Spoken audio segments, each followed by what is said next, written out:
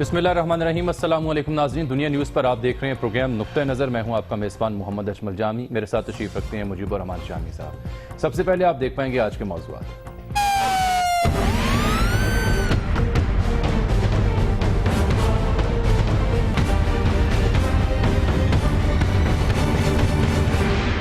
चारसदा में दहशत गर्दी, पुलिस की बरवक्त कार्रवाई, बड़े नुकसान से बचा लिया। तहसील तंगी कचहरी के बाहर 3 खुदकुश बमबारों को मार गिराया।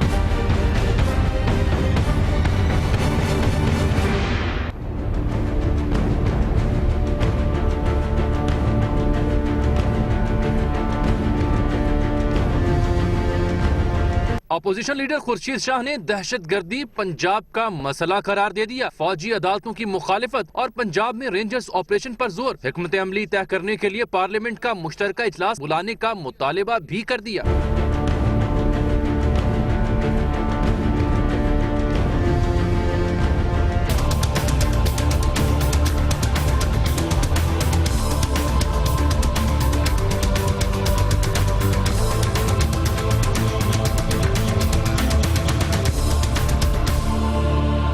सुप्रीम कोर्ट ने पनामा केस जुमेरात को मुकम्मल होने का इंदिया दे दिया। अदालत उज़्मा को पनामा जैसे मुकदमात के फैसले का इख्तियार हासिल नहीं। अटॉर्नी जनरल का मौक़िफ़, आप कल तक दलाइल मुकम्मल करें। अदालत की हिदायत, सुप्रीम कोर्ट का दायरा इख्तियार महदूद नहीं। अगर इदारे काम करते तो केस सुप्रीम कोर्ट ना आता। अदालत उज़्मा के रिमार्क्स।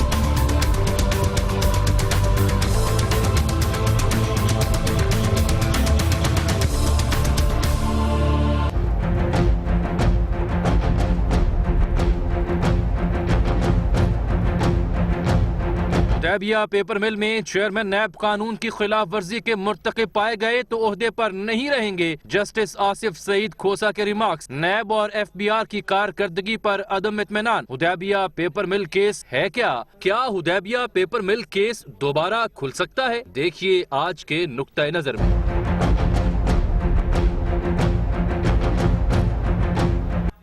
शम्स, सबसे पहले तो KP के पुलिस को सलाम और शाबाश। बर वक्त कार्रवाई उन्होंने की। तहसील तंगी है ये चारसदा की, और मोहम्मद के बड़ा करीब पड़ती है। बड़ी हसास इलाके में वाक़या ये। वहाँ बड़ी प्लानिंग के साथ 3 दहशतगर्द आए, खुदकुश हमलावर थे। एक ने तो मजबूरन खुद को उड़ा दिया, बाकी 2 को पुलिस ने मार गिराया। अगर वो अंदर दाखिल होने की कोशिश थी उनकी, दाखिल हो जाते, मुख्तलिफ इलाकों में कमरों में घुस जाते, तो अल्लाह ना माफ़ करे बहुत ज़्यादा नुकसान हो सकता था।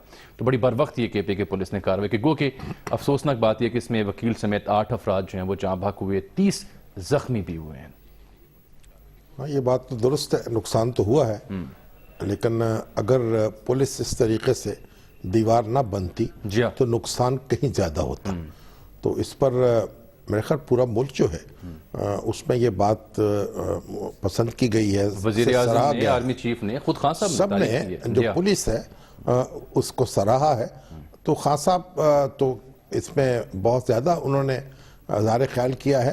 देखिए बात यह है कि ये पुलिस तो जिस भी सूबे की हो, कोई अदारा जब कोई फर्ज शनासी की मिसाल कायम करेगा तो सबको चाहिए कि उसको दाद दे। अब ये बड़ी एक अफसोसनाक बात है कि जो हैदराबाद पेशावर का वाक़या था वो भी जुडिशल अफसरान और 3 मजिस्ट्रेट थी ख़वातीन, उनको टारगेट किया गया। यहाँ भी ये कचहरी के अंदर घुसने की कोशिश की। तो लगता है अदलिया इनका टारगेट KP में महसूस तो असल में अदलिया को दबाव में लाना मकसूद है कि फैसले न हो सके वहाँ, और एक एक जज की हिफाजत पर बटालियन जो है वो उसको मामूर नहीं कर सकते।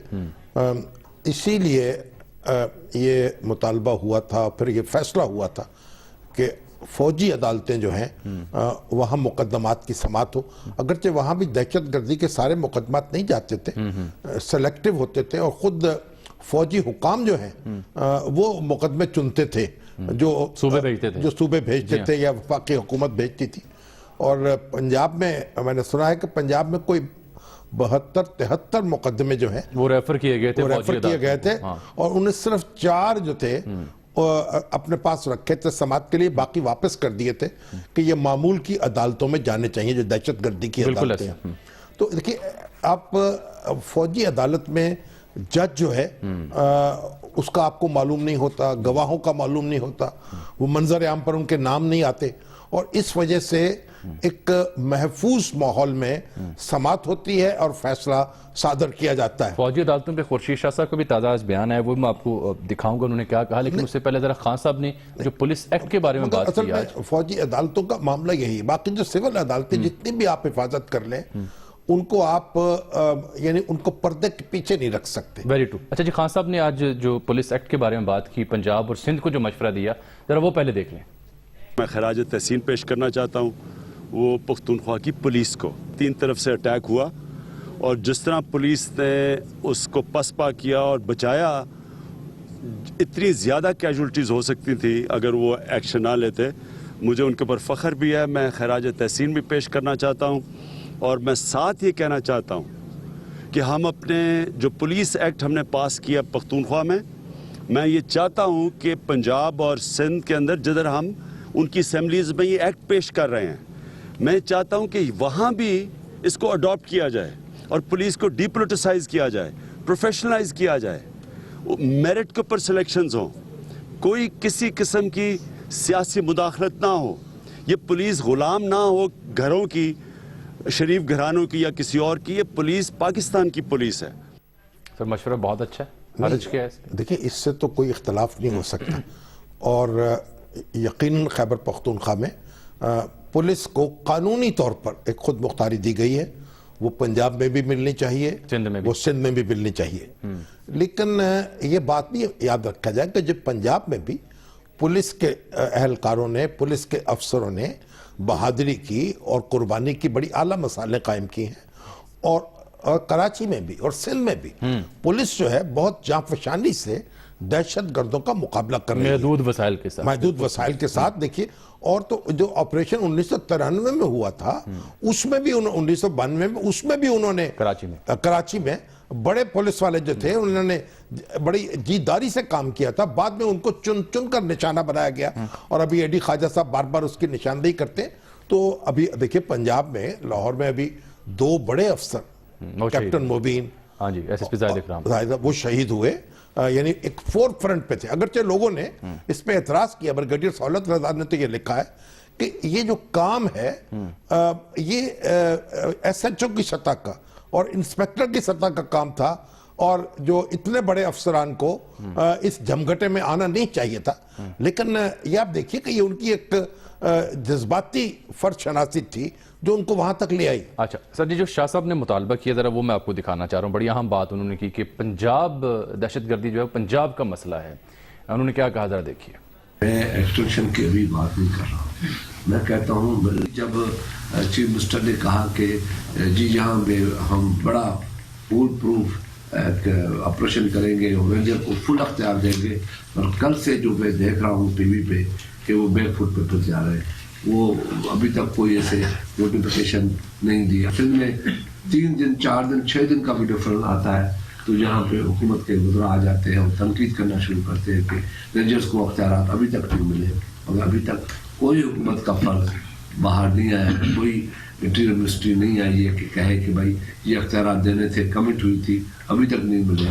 मुझे खुशी होगी कि अगर जहाँ पे असल मसला है, पंजाब में मसला है इस सारी दहशतगर्दी का, इस वक्त जो फोकल पोजीशन है पंजाब में है, उसको अगर हम एड्रेस अभी तक नहीं कर सकेंगे तो ये हमारी क्या वाकई दहशतगर्दी सिर्फ एक खास सूबे का, खास खत्ते का मसला है? अभी जो बात कही शाह साहब ने, मेरे ख्याल वफाकी वजारत दाखिला ने पंजाब हुकूमत की ये दरख्वास्त कबूल कर दी, रेंजर्स वाली जो, और ये तो नोटिफाई हो गया है मेरे ख्याल। देखिए, खास साहब जो शाह साहब जो बात कह रहे हैं कि पंजाब में, ये दुरुस्त बात है कि पंजाब के कई इलाके जो खास पर जनूबी पंजाब, वहाँ यानी दहशत गर्द जो हैं उनके ठिकाने कई मौजूद हैं, लोग कहते हैं, और वहाँ से वो ऑपरेट भी करते हैं। लेकिन ये बात कहना जो है हक़ाइक़ को जुटलाने के मुतरादिफ है। मेरे ख्याल जितनी जानें सिंध में गई हैं, खैबर पख्तूनख्वा में गई हैं, बलूचिस्तान में, तो उसके बाद ये कहना कि ये पंजाब स्पेसिफिक बात है कोई, मेरा ख्याल है शायद सब कुछ कहना और चाहते थे, कह कुछ और गए, और यानी कोई उन पर काबू नहीं रहा अल्फाज पर। मैं नहीं समझता उनका ये मतलब होगा जो उन्होंने कहा। वो ये कहना चाहते थे मेरा ख्याल शायद कि पंजाब में इनके ठिकाने मौजूद हैं और उनको अप्रूव करना चाहिए, या यहाँ ये स्लीपर सेल जो है मौजूद है, हाँ, उनका जिक्र कर लें। तो मेरा ख्याल यानी शाह साहब बड़े मुदब्बर शख्स हैं, आमतौर पर तो गुफ्तगू सोच समझ के करते हैं। मेरा ख्याल आइंदा भी उनको थोड़ा इसी रवैये को अपनाना चाहिए, बेसोचे समझे गुफ्तगू नहीं होनी चाहिए। ठीक है, एक ब्रेक ले लेते हैं नाज़रीन, वापस आते हैं तो जिक्र होगा पनामा केस की आज की अहम समाअत का, जिसमें चेयरमैन एफबीआर और चेयरमैन नैब भी पेश हुए।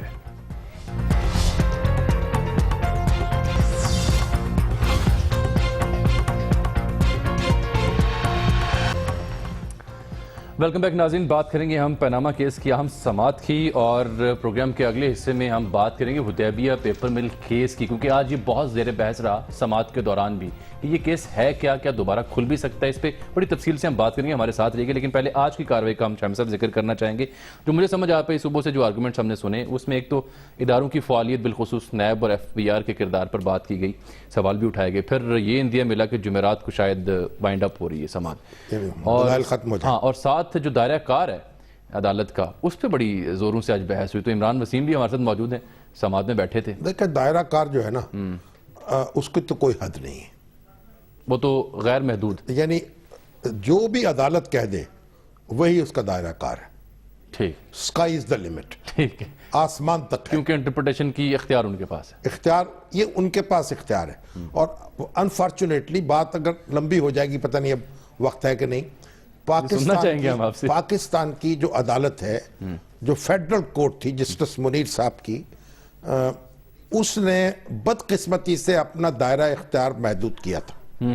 जब गवर्नर जनरल गुलाम मोहम्मद ने हमारी मजलिस दस्तूर साज को तोड़ा, जिसका उसको कोई इख्तियार हासिल नहीं था, और उस वक्त के दस्तूर में जो अबूरी दस्तूर था, कोई ऐसी दफा शामिल नहीं थी, और दुनिया में कहीं ऐसा नहीं होता कि दस्तूर साज असेंबली को कोई गवर्नर जनरल उठकर तोड़ दे। दस्तूर साज असेंबली खुद सावरन होती है, अपने सामने जवाबदेह होती है। उसने जब तोड़ा और मुकदमा अदालत में चैलेंज हुआ, मौलवी तमीजुद्दीन साहब गए पहले सिंध हाई कोर्ट में, सिंध हाई कोर्ट ने उनके हक में फैसला किया, फिर फेडरल कोर्ट में गए, और फेडरल कोर्ट में जस्टिस मुनीर साहब ने जो फैसला किया, वो फैसला हमारी तारीख का अब भी बदनमा दाग है। और उसमें उन्होंने कहा कि हमें ये इख्तियार हासिल नहीं है, यानी जो अदलिया के इख्तियारात में इजाफा किया था मजलिस दस्तूर साज ने, वो खुद ही उन्होंने फैसले से पीछे हट गए। क्योंकि जो अंग्रेज का दौर था, उसमें एक अदालतों को रिट जारी करने का इख्तियार नहीं था। वो अपील सुनते थे, फौजदारी मुकदमात सुनते थे, दीवानी मुकदमे सुनते थे, ये हुकूमत के खिलाफ रिट जारी नहीं कर सकते। लेकिन वो कोर्ट तो एम्पावर्ड हो चुकी थी ऑलरेडी, वो दस्तूर साज असेंबली ने उसको ये पावर दे दी थी बिल्कुल। उन्होंने कहा क्योंकि इसके ऊपर गवर्नर जनरल के दस्तखत नहीं हुए, अच्छा, इसलिए ये पावर हमें नहीं मिली, जबकि गवर्नर जनरल के दस्तखतों की जरूरत ही नहीं थी, ऑलरेडी पावर। उस तरह उन्होंने अदलिया की तारीख जो थी उसको दागदार किया।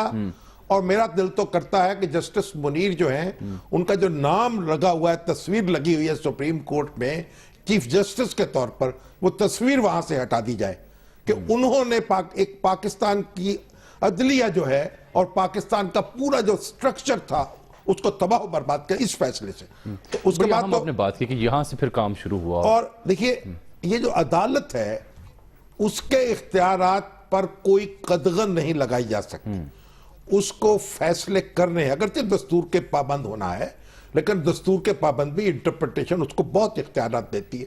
तो ये मेरा ख्याल ये कोशिश आम तौर पर कामयाब नहीं होती वकला की, जहां वो अदालत को रोकने की कोशिश करते हैं। बिल्कुल। इमरान, फिर क्या हुआ जनाब, क्या आर्गूमेंट्स थे चेयरमैन नैब के और चेयरमैन एफबीआर के? अदालत ने सवालों की बौछार क्या? ये बात मुझे लगा कि चेयरमैन नैब को जिस तरह वो डांट डपट कर रहे थे काफी ज्यादा। देखिए, नैब का जो चेयरमैन है उसमें भी कॉन्स्टिट्यूशनल पोस्ट है। अगर आपने हुकूमती वज़ीर ने वजाहत की, उन्होंने अपील नहीं की, ये उनका फैसला है। अगर सुप्रीम कोर्ट समझती है वो यानी अपील की जाए उस हुदैबिया पेपर केस में, तो वो हुक्म जारी कर सकती है कि इसको आप अपील करें। लेकिन उन्होंने यही कहा कि हमने मुनासिब नहीं समझा। उसके फैसले पर वो इस तरह डांट डपट करना ये बहुत एक नामुनासिब बात है, क्योंकि अगर हाई कोर्ट का फैसला है सुप्रीम कोर्ट उसको रद्द कर सकती है, लेकिन हाई कोर्ट की डांट डपट नहीं होती इस तरीके से। चले बाकी इमरान से सुन लें क्या हुआ आज। जी इमरान बताइएगा, आज ये डांट डपट तक नौबत कैसे आई? डांट डपट तक नौबत इस तरह से आई, आपको भी मालूम है कि चेयरमैन नैब को भी तलब किया हुआ था सुप्रीम कोर्ट ने, और चेयरमैन एफबीआर को भी आज अदालत में बुलाया हुआ था कि वो पनामा लीक्स के ऊपर अदालत को बताएं कि दोनों इदारों ने क्या कार्रवाई की है। तो दोनों इदारों के जो सरबराहान अदालत में पेश हुए, उनकी जानिब से ये एडमिट किया गया कि पनामा लीक्स मामले के ऊपर उनकी जानिब से फौरी तौर पर कोई नोटिस नहीं लिया गया और कोई भी तहकीकात जो है वो नहीं की गई। और इसी मौके के ऊपर अदालत ने दोनों सरबराहान के इस मौक़िफ़ के ऊपर बर्मी का इजहार भी किया और उनकी सरजनिश भी की। और अदालत का यह कहना था कि अगर मुतलका इदारे और तहकीकाती इदारे अपना काम करते तो ये पनामा लीक्स का मामला सुप्रीम कोर्ट में नहीं आता, और दूसरे इदारों की जो कि मुतलका इदारे हैं उनकी गफलत और लापरवाही की वजह से पाकिस्तान की जो अदलिया है उन्हें जो है वो ताने बर्दाश्त करने पड़े हैं। चेयरमैन नैब जो अदालत में पेश हुए, उनकी जानिब से ये अदालत को, जब अदालत ने उनसे इस्तफसार किया कि पनामा लीक्स मामले पर आपने अब तक क्या किया है, तो उस पर चेयरमैन नैब का यह कहना था कि कोई किसी भी रेगुलेटर की जानिब से पनामा लीक्स मामले के ऊपर नैब से रजू नहीं किया गया, जिसके ऊपर अदालत ने हैरानगी का इजहार किया कि जो बिजली है या गैस है या पेट्रोलियम मसनूआत हैं उनके रेगुलेटर का तो हमने सुना था, आज हमने नैब के रेगुलेटर का भी सुन लिया। हमें नहीं मालूम कि नैब को रेगुलेट कौन करता है, उसका रेगुलेटर कौन है, जबकि जो कानून है उसमें तो कहीं भी रेगुलेटर का नहीं लिखा गया, बल्कि चेयरमैन नैब के पास अख्तियार है, अगर किसी जगह पर कोई करप्शन का मामला होता है तो खुद से नैब जो है वो तहकीकात कर सकता है। लेकिन जो मौक़िफ़ अपनाया जा रहा है नैब की जानिब से अदालत में, वो इंतहाई अफसोसनाक है। अगर नैब करप्शन के मामले के ऊपर तहकीकात नहीं कर सकता तो फिर पाकिस्तान का कौन सा इदारा है जो करप्शन के मामला के ऊपर जो है वो तहकीकात करेगा। अदालत की जानिब से यह भी कहा गया कि अगर किसी शख्स के असासे उसकी डिक्लेयर आमदन से ज्यादा हो तो नैब के पास अख्तियार है कि उस शख्स को बुला के पूछे कि आपके जो असासे हैं आपकी डिक्लेयर आमदन से मैच नहीं करते। लेकिन यहां पर जो पनामा लीक्स का मामला हुआ है, नैब की जानिब से किसी शख्स को भी बुलाकर जो है वो बाज़पुर्स नहीं की गई, जबकि इसी मौके के ऊपर अदालत ने इसराइल के तहकीकाती इदारों का हवाला भी दिया, जहां वहां के तहकीकाती इदारों ने अपने वजीर आजम से एक मामले के ऊपर जो है वो तहकीकात की, उनसे पूछ-गुछ की, जबकि अदालत का यह कहना था कि पनामा लीक्स के मामले के ऊपर नैब ने जो है अपने अख्तियारात को जो है वो दफन कर दिया। इसके साथ साथ अगर मुझे थोड़ा सा मौका और भी मिले तो अदालत ने यह भी कहा कि हुदैबिया पेपर मिल का जो रेफरेंस हाई कोर्ट ने खारिज किया था उसके ऊपर नैब ने अपील भी दायर नहीं की, जबकि अदालत ये देख रही है, अक्सर और बेशतर अदालत ने यह ऑब्जर्व किया है कि गैर संजीदा मामलात के ऊपर भी नैब जो है वो सुप्रीम कोर्ट में अपील दायर करता है। अगर किसी शख्स ने 400 रुपए की भी करप्शन की हो, उसकी अगर मुतलका किसी अदालत से जमानत हो जाती है तो उसकी जमानत मनसूखी के लिए नैब जो है वो सुप्रीम कोर्ट का दरवाजा खटखटाता है और उसे तोड़ देता है। लेकिन यहां पर हमने देखा कि 1.2 बिलियन की मनी लॉन्ड्रिंग के इल्जाम है और अपील दायर नहीं की गई। ठीक है इमरान, बहुत शुक्रिया आपका। नाज़रीन, हम प्रोग्राम में एक ब्रेक ले रहे हैं, वापस आएंगे तो मुमताज़ कानूनदान रशीद रिजवी साहब भी तशरीफ रखेंगे प्रोग्राम में, उनकी कानूनी राय भी इस पेशरफ्त पर हम जानेंगे। और बिलखुसूस जैसे हमने आपसे वादा किया था कि हुदैबिया पेपर में रेफरेंस है क्या दोबारा ये खुल सकता है, इस पर तफसीली बात होगी ब्रेक के बाद।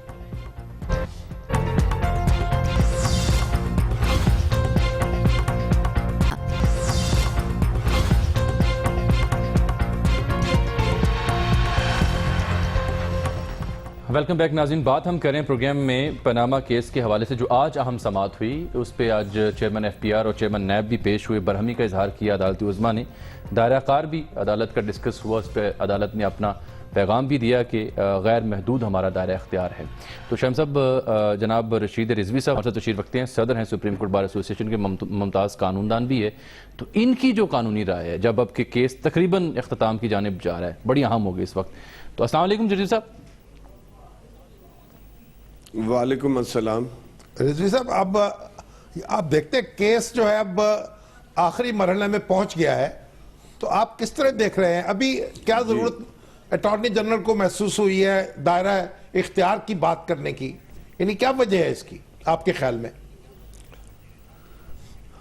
मैं समझता हूं वो उस पर और डिले करना चाहते हैं और अब इन्हें कुछ ऐसी फीलिंग हो रही है कि हक में फैसला ना जाए। देखें, आपको याद होगा कि शुरू की दूसरी तीसरी पेशी पर ही ये क्वेश्चन सेटल कर दिया था उस वक्त के चीफ जस्टिस अनवर ज़हीर जमाली साहब ने।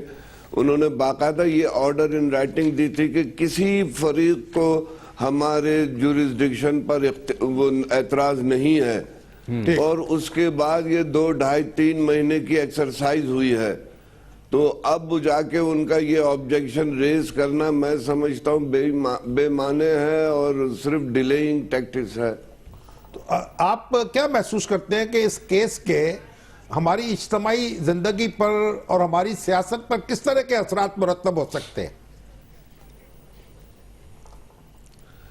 देखें, बहुत ज़रूरी है जो सिस्टम में हम हैं इस वक्त, वहाँ पर चाहे अदलिया हो, चाहे पुलिस हो, ब्यूरोक्रेसी हो, सिविल मिलिट्री ब्यूरोक्रेसी जो भी हो, 2 चीज़ें बड़ी हमें जो है दीमक की तरह चाट रही हैं, करप्शन और इनएफिशिएंसी। अगर इसमें सुप्रीम कोर्ट हमारे अदलिया में भी ये चीज़ें आ गई हैं, करप्शन और इनएफिशिएंसी का, अगर इसको किला कमा नहीं किया गया तो जो हम जिस तेजी से ढलान की तरफ जा रहे हैं वो सफर कंटिन्यू रहेगा। मैं समझता हूँ जरूरी है कि कुछ ना कुछ करप्शन को रोकने के लिए, जैसे एक दफे एनआरओ के सिलसिले में तारीखी जजमेंट आई थी, फिर कौम एक्सपेक्ट कर रही कि कोई तारीखी फैसला आए। यानी कोई फर्दर इन्वेस्टिगेशन की या इंक्वायरी की जरूरत महसूस नहीं हो रही बहुत सारे मामलात में? बहुत से, इसलिए कि आपने वजह फरमाया कि बहुत सी चीजें ऐसी हैं जिसपे क्रॉस एग्जामिनेशन होना जरूरी है, इसलिए कि आपको अमीन और सादिक के सिलसिले में डिसीजन देने के सिलसिले में आपको याद होगा 18वीं तरमीम में पीपल्स पार्टी और मुस्लिम लीग नवाज ने मिलकर एक उसमें प्रोविजो डाल दिया था जिसकी वजह से वो अदलिया का फैसला लाजमी हो। तो उसके लिए मैं समझता हूं कि ट्रायल जो है और फिर आर्टिकल 10A के तहत मैं समझता हूं कि हो सकता है ये कमीशन की तरफ जाए। अगर आपको लग रहा है कि ये नहीं जाते तो 5-6 विटनेसेस को मैं तो समझता हूं कि अनवर जमाली साहब ने जरूरत से ज्यादा कंसेशन दिया पिटिशनर्स को, उनकी राय तलब करके। सुप्रीम कोर्ट कभी फरीकैन से राय नहीं तलब करती कि आपको किस किस्म का फैसला चाहिए। ये अजीब बात थी कि सुप्रीम कोर्ट के चीफ जस्टिस ने पूछा कि जी आप लोग राजी हैं कमीशन पे, वो नहीं हुए तो उन्होंने नहीं बनाया। मैं तो समझता हूं उसी दिन उन्हें कमीशन बना के आज कंक्लूड हो गई होती प्रोसीडिंग्स कमीशन की भी। अगर आज तो अटॉर्नी जनरल जो थे वो ये जो सादक और अमीन के जो अल्फाज हैं इनसे भी कुछ, इनके बारे में भी काफी मुतरद्दद नजर आए और उन्होंने कहा कि जनाब पूरी पार्लियामेंट इसकी जद में आ सकती है। तो तजब्जुब भी शायद था उनके जो आर्गुमेंट्स था उसमें। जी, उन्होंने कोई गलत बात तो नहीं कही इसमें, लेकिन कहीं ना कहीं से इब्तिदा तो होनी चाहिए, कहीं ना कहीं से तो हमें इब्तिदा करनी चाहिए।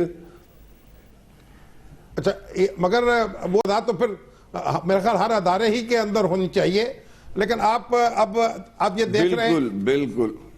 मगर आप क्या महसूस करते हैं कि अब आप तो क्योंकि एक बड़ी ही यानी बावकार बॉडी जो है उसके सरबराह हैं, तो अदलिया में यानी ततहीर या अदलिया का जो एहतसाब है और फिर अदलिया में जो अदालती निज़ाम हमारा है उसकी इस्लाह के लिए क्या किया जाना चाहिए?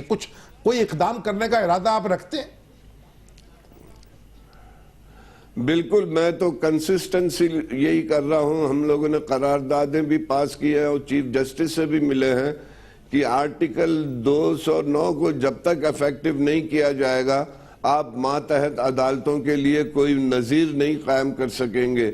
आप नीचे तो एक जज को इनएफिशिएंसी और करप्शन पे निकाल देते हैं और हाई कोर्ट को आपने नज़रअंदाज किया हुआ है। तो अभी भी जब ये पिछले दिनों 14 को और उसके बाद जो प्रोसीडिंग्स हुई है 209 की, मैंने पब्लिकली ये बात कही है, प्रेस में भी आया, टीवी पे भी आया कि ये प्रोसीडिंग्स पब्लिक होनी चाहिए। ये कोई ढकी छुपी बात नहीं है कि माफी मांगा, किसी को माफ कर दिया। ठीक। मैंने यहां तक कहा कि जब वजीर आजम के ऊपर ओपन पब्लिक ट्रायल हो रहा है पनामा गेट्स के थ्रू, तो ये जजेस कौन सी सेक्रेट काउ है कि हम इसको खामोशी से बड़े पर्दे में रख के प्रोसीडिंग्स कर रहे हैं। मैं आज भी ये मुतालबा करता हूं कि 209 की भी प्रोसीडिंग्स जो हैं वो पब्लिक होनी चाहिए। रिजवी साहब, फिर इसी से जुड़ा हुआ सवाल ये भी है कि वकला का एहतसाब जो है, उसकी भी तो जरूरत है ना। बिल्कुल बिल्कुल बजा फरमाया आपने।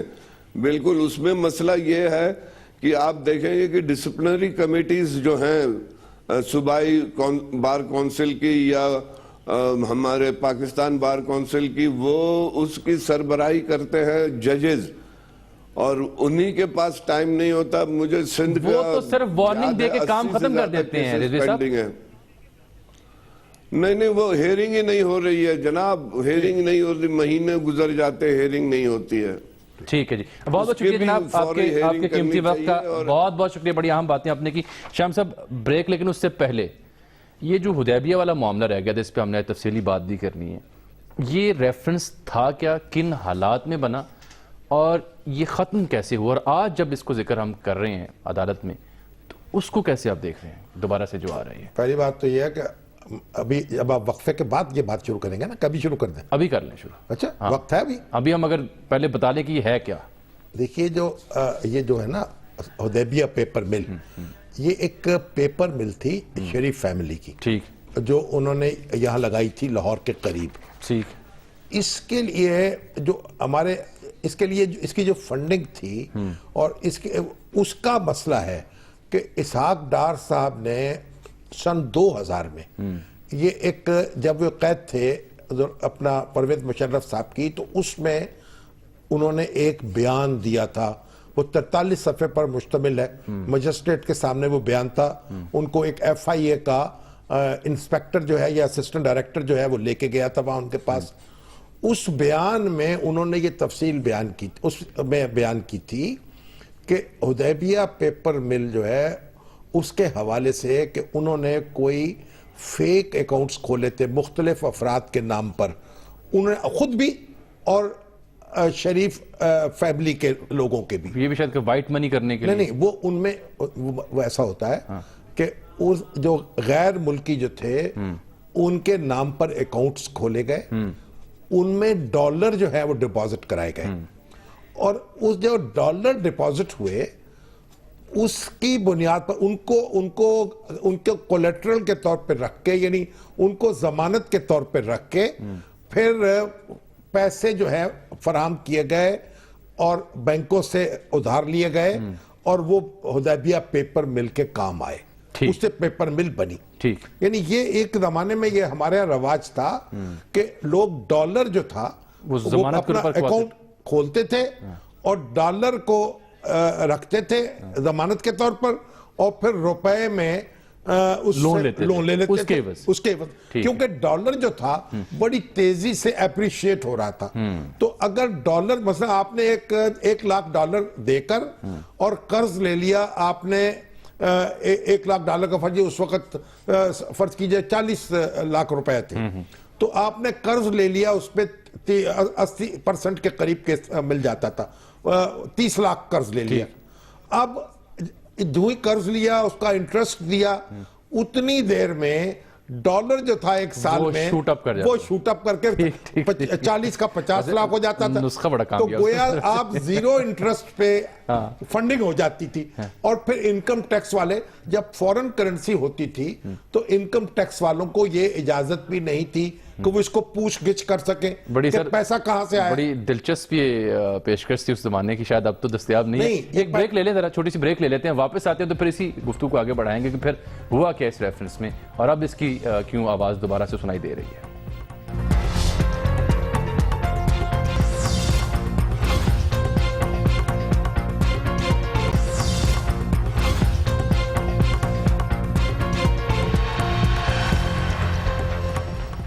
वेलकम बैक नाज़रीन। शाम साहब, हुदैबिया पेपर में रेफरेंस, फिर रेफरेंस कैसे बना और फिर नहीं, वो रेफरेंस तो पर ये असल में इन्वेस्टिगेशन तो थी, जो ये मुकदमा तो बनाया था रहमान मलिक ने, ठीक। फिर उसके बाद शेल्व हो गया, फिर परवेज मुशर्रफ के दौर में धंधा हुआ, फिर ये शेल्व हो गया, फिर ये रेफरेंस दायर हो गया। लेकिन ये फॉरेन करेंसी अकाउंट जो था वो क्योंकि उसकी छानबीन जांच पड़क हो नहीं सकती थी, इसलिए ये फिर क्वैश हो गया। 2 दफा मेरे ख्याल हाई कोर्ट ने इसको क्वैश किया है, ठीक। और फिर नैब ने इस पर अपील नहीं की तो टाइम बाहर हो गया। चेयरमैन नैब ने कहा कि हमने मुनासिब नहीं समझा कि इसकी अपील की अब वो सुप्रीम कोर्ट में जाने के लिए एक मुद्दत होती है ना, वो मुद्दत खत्म हो गई और ये मुकदमा अब सुप्रीम कोर्ट की स्पेशल इजाजत के बगैर अपील इस पे दायर नहीं हो सकती। मगर अब क्या अपील दायर हो जाए तो फिर क्या होगा, ये इस पर तो हमें अभी जी इब्ने हसन साहब हमारे साथ मगर एक बात सुन ले पहले। Senior chartered accountant. अभी मुझे उमर शामी साहब जो सेक्रेटरी जनरल है APNS के, उनका मैसेज आया है कि बहुत दिनों से मुतालबा हो रहा था हमारा अखबार वालों का, हुकूमत से झगड़ा चल रहा था कि जो इश्तहारात हैं सरकारी उनके निर्खों में इजाफा किया जाए, क्योंकि बहुत सालों से नहीं हुआ या नहीं हुआ अब 15% इजाफा हो गया है। मरियम औरंगजेब साहबा जो है उन्होंने बड़ी कोशिश की है इसके लिए, उनका भी शुक्रिया अदा किया जाना चाहिए। और फिर वजीर आजम जो है उन्होंने तो मंजूरी पहले दे रखी थी, अमल नहीं हो रहा था, लेकिन बहरहाल उनका भी शुक्रिया।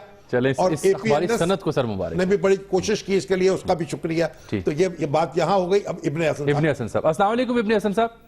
जी अस्सलाम वालेकुम जी। अच्छा, शामी साहब ने जो सवाल उठाया कि ये अब आप बताइए इब्ने हसन साहब, फर्ज कीजिए ये जो हुदैबिया पेपर मिलकर जो रेफरेंस है ये अब अपील हो जाती है और सुप्रीम कोर्ट कहती है कि आप जनाब इसको इन्वेस्टिगेट करें दोबारा, तो फिर क्या होगा? इसमें सर थोड़ा बैकग्राउंड ये है कि इज़हाक डार साहब की जो स्टेटमेंट है, उन्होंने कहा था कि 3-4 उन्होंने बैंक अकाउंट खोले थे फेक, और उसमें उन्होंने पैसे जमा करवाए थे और डॉलर जमा करवाए थे, और वो डॉलर यूज हुए थे फाइनेंसिंग या गारंटी रेज करने के लिए against financing for the west. ठीक है। अब वो जो पैसे, वो अकाउंट जिन नामों से खुले हैं उनका सोर्स क्या है, आया वो कौन लोग हैं, पैसे इनके शरीफ राजरान के थे भी या नहीं थे, वो एक इन्वेस्टिगेशन का मसला है। और मेरा ख्याल है कि और ये कहना कि वो अकाउंट जाली थे, तो ये भी एक यानी ये भी अभी तय करना बाकी है। नहीं बिल्कुल जी, ये तो बिल्कुल दुरुस्त बात है कि वो तो अभी साबित होने हैं कि अकाउंट जारी थे या नहीं थे। इज़हाक डार की स्टेटमेंट है कि अंडर ड्यूरेस उनसे स्टेटमेंट ली गई है, और ये तो एक स्टेटमेंट है, ना उसके कोई एविडेंस है, ना कोई मनी ट्रेल है, ना कुछ है। तो किस तरह हम साबित कर सकते हैं कि पैसे उन्हीं के थे या ये पैसे जिन साहबों के अकाउंट में पड़े हुए थे वो इसके मालिक थे? गोया ये अगर ये मामला खुल भी जाए तो इसका मतलब ये नहीं है कि कोई फैसला हुआ रखा है, ये एक लंबी फिर तो काम और लटक नहीं, ऐसा नहीं है। ये तो फिर उन अकाउंट्स का रिकॉर्ड चेक किया जाएगा, वो देखा जाएगा पैसे उनमें किधर से आए, कौन इनका मालिक था। वो साहब जो अगर जिंदा हैं तो वो उनकी कोई स्टेटमेंट होगी, वो एडमिट करेंगे जी मुझे तो फलां साहब ने पैसे दिए थे और वो मेरे अकाउंट में डाले गए थे। बैंकों के खाते देखने पड़ेंगे कि बैंक ऑफ सिटी बैंक है, बैंक ऑफ अमेरिका है, फैसल बैंक है, लंबी कहानी लग रही है उनके खाते देखने पड़ेंगे कि खाते वो दिखाएंगे नहीं दिखाएंगे, बड़ी लंबी कहानी है ये। नहीं सर, वो तो ये बहुत पुराना केस है और मेरा नहीं ख्याल कि बैंक्स के पास कोई अनलेस एंड अनटिल कोई ऐसा एक्सेप्शनल हो कि उनके पास ऐसा अरेंजमेंट हो। और बहुत शुक्रिया इब्ने हसन साहब, फिर किसी और तफसील से इस पे बात होगी। शाम साहब अब प्रोग्राम वक्त हो गया खत्म, मुख्तसर ये बताएं, अब रशीद अजीज साहब से हमने सवाल पूछा, उनको लग रहा है कि कमीशन शायद बनने जा रहा है, कमीशन या फिर किसी मुतल्लिका इदारे को हो सकता है नैब को कह दें, ये हो सकता है किसी दूसरे इदारे को कि इसको इन्वेस्टिगेट करें, क्योंकि ये इसमें बहुत कुछ तहकीक का मामला है। और जो रशीद साहब ने बात कही है कि सुप्रीम कोर्ट का ये मनसब तो नहीं है कि वकीलों से और फरीकों से पूछ के फैसला करे। बिल्कुल ठीक है। इजाजत दीजिए नाज़रीन, मुलाकात होगी आपसे कल, तब तक के लिए अल्लाह हाफिज़।